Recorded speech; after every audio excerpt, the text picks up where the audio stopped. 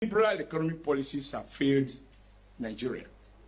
I want to be able to see the president saying, yes, Africa growth, we have disagreements, but I am elected to uphold the Constitution of the Federal Republic of Nigeria, not of Africa Charter. We would relate with other countries. The days must be over when we talk of Africa as the centerpiece of our foreign policy, a way to one in which Nigeria and the welfare and the well-being of Nigeria is the central focus of Nigeria foreign policy. If it is not good for Nigeria, we will do it.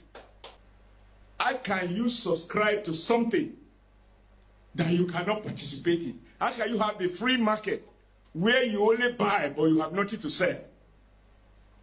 And the only thing we have to sell is crude. And that crude is not determined competitively. It is determined by some forces in the West, whether the president of the US is sick, or whether the publish of data, it shows that economy is slowing down, that affects the price of oil, whether China is growing or China is slowing down, and all of that. And so the result is that today, we are importers of, from the lowest second-hand time, we started borrowing. And to encourage us to borrow more, economists tell us about how much you can borrow in relation to GDP. They'll always have some statistics as if this were in the holy documents. And so we borrowed to a point that they now came back and say, you have overborrowed. And for us to support you, you must devalue your currency. You must float it. Thus subsidize consumption. And when you devalue your home, goods and services produced at home will be cheaper, and therefore you have greater export opportunities. Because Nigeria-made goods, we find cheaper prices overseas, and foreign goods will be too expensive for the natives to buy, since we are now in our native land. And because they can't buy, we've got to have a more realistic balance of trade. And that is how around 1978 or so, the Naira was devalued from where it was 1 Naira to 1.5 US dollars. When I went to UK to pay my school fees in the UK, I got my check from, I believe, Barclays Bank, which is now Union Bank. And I said, if indeed there is such thing as a visible hand, why do we elect a president? Why do we elect a governor? The market, by its nature, is not accountable except to the buyer and the seller. But we elect governments that are accountable, that we should be held responsible for our collective well-being. And so when I heard him today say what he said, I said, then I'm not exactly crazy. So I am going to start my conversation, not a lecture, just a discussion the way we used to do under the village tree, you know, because my father was is the greatest teacher, and my mom, assistant teacher. Between the two, everything I have, they are responsible. I think that if we take a critical look at where we're coming from, Nigeria was at its best when, I believe sensibly, when we celebrate China, we just look at the outcome without looking at the system that produced that outcome. The Chinese also go to the World Bank. They also go to the IMF meeting. They listen. When they finish, they say thank you. They go back to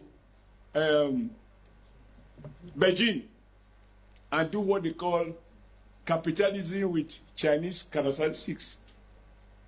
The interest rate is not market-driven.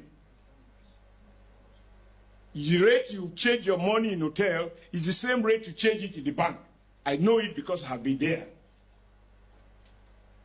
That is not market forces. That is state regulation. And when a state functionally abuse power, they execute. They kill.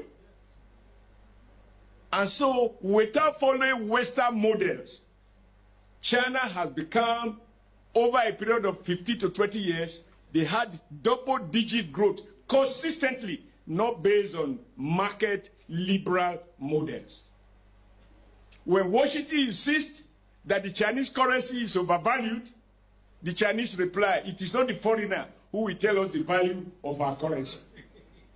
In Nigeria, our people will go to the World Bank and IMF, they will tell us what they think we are.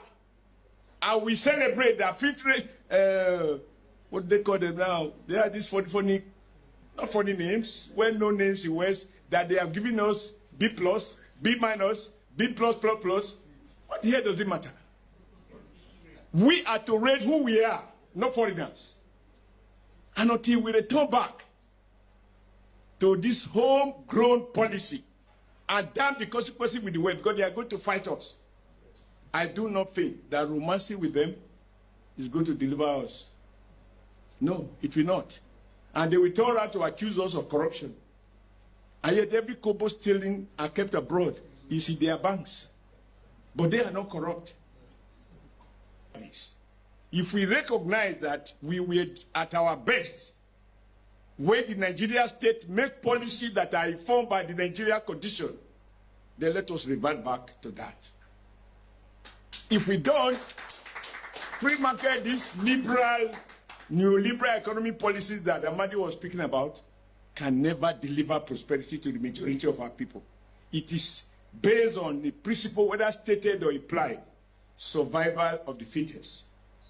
If you are poor, it is your fault. If you survive, you are intelligent. And we have smart guys who manipulate the back.